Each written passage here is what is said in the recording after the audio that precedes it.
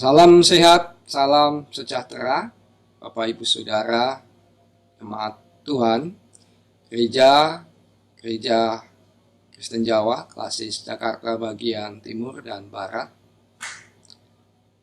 Mengapa ya ada orang yang bisa begitu setia, baik pada Tuhan maupun pasangannya. Tetapi juga ada orang yang begitu mudahnya ingkar terhadap kesetiaan yang diikrarkannya tersebut. Apakah semua ini ada hubungannya dengan gen kesetiaan atau saraf otak kesetiaan yang dimiliki manusia?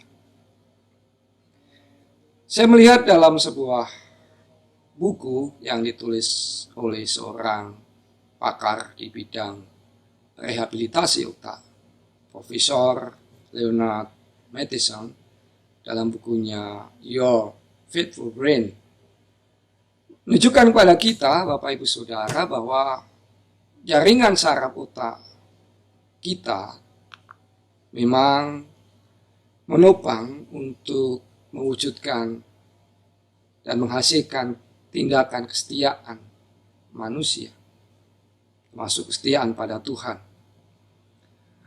Namun demikian, kesetiaan ini memang bukan otomatis atau tidak otomatis dimiliki manusia.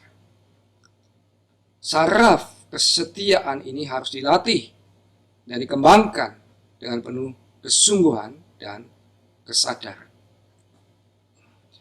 Itu berarti apa, Bapak Ibu Saudara? Itu berarti bahwa seorang bisa bertumbuh dan berkembang kesetiaannya, tapi juga bisa tidak. Apa yang biasa mengubah kesetiaan seorang dalam perjalanan hidup yang dilaluinya? Yang pertama, penderitaan hidup.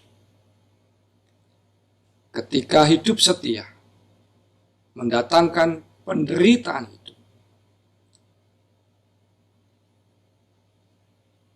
banyak orang bisa tergoda untuk mengingkari kesetiaan yang diikrarkan sebelumnya.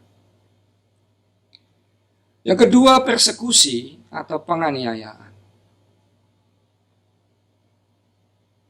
Harga atau risiko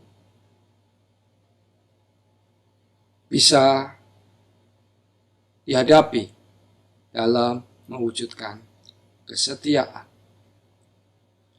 Harga atau risiko itu bisa semakin berlipat ganda ketika kita hidup sebagai orang-orang dalam kehidupan masyarakat yang berjuang untuk mempertahankan apa yang kita anggap sebagai kebenaran dalam kehidupan ini. Yang ketiga, apa yang bisa mengubah kesetiaan seorang adalah ketakutan dan kekhawatiran yang berlebihan, baik dalam hidup sekarang ataupun masa depan.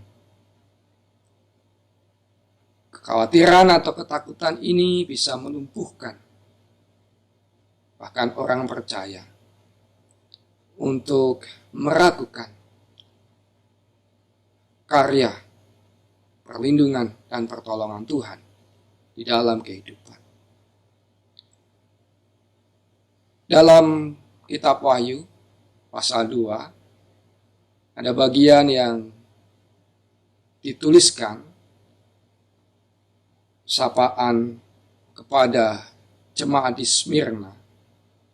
Wahyu 2 ayat 10 bagian akhir saya membaca semacam ini. Hendaklah engkau setia sampai mati, dan aku akan mengaruniakan kepadamu mahkota kehidupan. Kesadaran kita terhadap faktor-faktor yang bisa mengubah kesetiaan kita, apakah itu penderitaan hidup, persekusi, atau penganiayaan, atau bahkan ketakutan dan kekhawatiran yang berlebihan. Kesadaran kita terhadap faktor-faktor yang bisa mengubah kesetiaan kita ini akan memampukan kita justru untuk mengolah kesetiaan kita sehingga tetap bertumbuh dan terjaga dalam beragam tantangan hidup yang ada. Juga di dalam pandemi ini. Kita mendengar banyak orang gagal untuk menghayati kesetiaan baik terhadap negara, terhadap Tuhan. Ketika di masa pandemi ini mereka tergoda untuk melakukan tindakan-tindakan jahat, misalnya melakukan korupsi, padahal uang yang dikorupsi itu adalah uang yang dipakai untuk memberikan bantuan sosial bagi masyarakat yang terdampak oleh pandemi. Sebagai pengikut Kristus kita dipanggil untuk tetap setia dalam kehidupan ini. Apapun situasi dan kondisi yang kita hadapi, Tuhan memberkati kita. Amin.